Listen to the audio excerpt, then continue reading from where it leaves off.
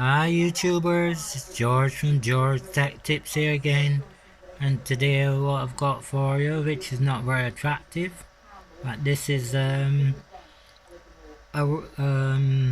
NAS. This NAS is made from the openmediavault software, and it's actually a Latte Panda, the 2 GB model, featuring the Intel Z8350 Celeron chip, I think Atom chip, Atom chip. As you see, I've got a little fan, and if I open, it's running. There's the Latte Panda, and I've got a Western Digital SATA SSD 240 gigabytes, and also I've got a USB stick, and that USB stick is a 64 gigabyte USB stick. It's all connected.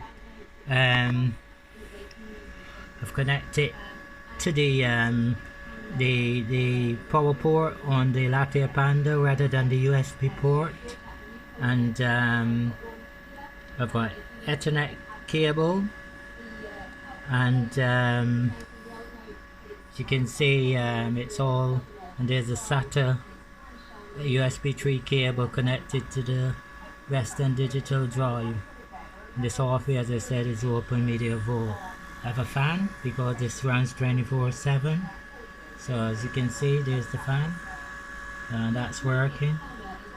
So the system is all up and working.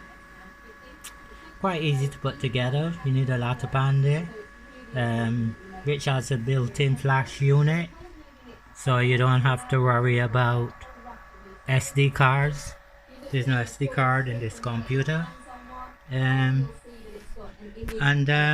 you can see, yeah, it's running openmediavault. So that's another view of the system. So I'll just pause this for a minute.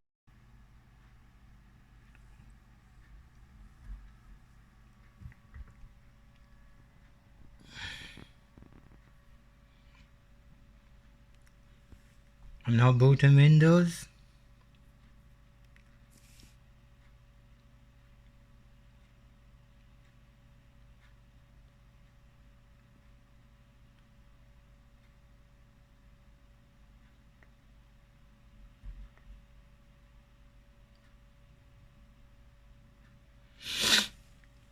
It's alright, I'm booting Windows. Let's put in my password.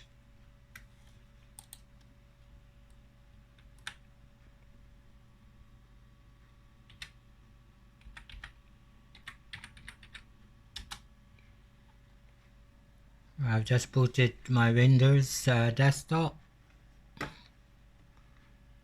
and go to Internet Explorer. I'm using the Edge browser. Just open the Edge browser.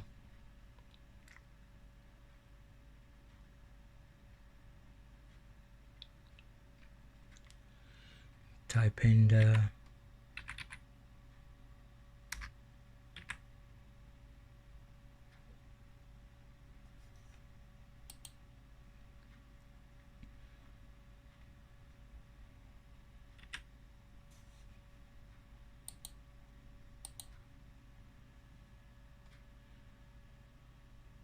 I can see I've logged into openmediavault, and as you can see, open NAS, and it's Intel Atom TX Z8350 CPU at 1.44 gigahertz, and it's running the kernels are Linux 4.1.0.0 for AMD 64. I've got mini dlna running. It's running the Samba server. So I'll just show you my folders. So there's my shared folders, and I'll just show you how to access them from the Windows interface, Windows networking. So that's the folders on openmediavault, and I'll just minimize that, and I'll go into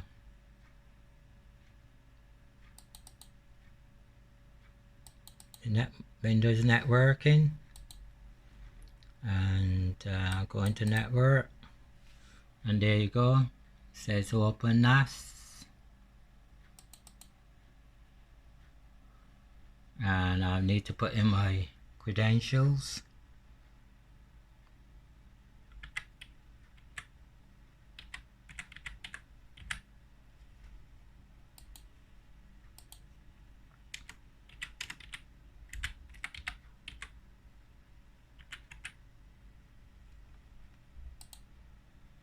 And there you go, there's the files on open NAS, and if I go to my music, there's the music folders, that's on the NAS.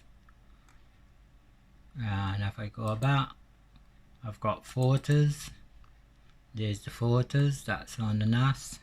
I've got movies, so there's the movies, that's on the NAS. So I've got 1, 2, 3, 4, 5, 6, 7 movies, and they're shared to my TV via the mini dlna server. So that's it, folks. So one last look. So that's the interface for openmediavault, and as you know, you can download openmediavault from openmediavault.org. You burn it to a USB stick formatted in FAT32 using the program Etcher. You burn that to USB. You boot it from your Latte Panda. If it's running Windows, obviously you might be able to dual boot openmediavault and Windows. However, I've completely cleared the flash drive and install openmediavault on its own partition, and yeah, you just add an SSD. You cannot use the USB connector to the mains to run the Latte Panda. There won't be enough power from the 5-volt USB interface, so you have to use the connector to the right hand side of the Adreno connector. You'll find 4 pins, and if you connect it to CN2, and the 5-volt is the top and the minus, and then connect it to an adapter of your choice using a small connector which you can purchase, or you can make your own. If you got all 5.5 power adapter, you can make your own. That's what I've done. And yeah, so that's it, folks. openmediavault on our Latte Panda running a NAS. You could run 2 hard drives up to 1 terabyte before you essentially might have some power problems, but you need to have at least a 5.4 watts 5-volt up to 2.4 to 3 amps to be able to run more than 3 hard drives from the Latte Panda.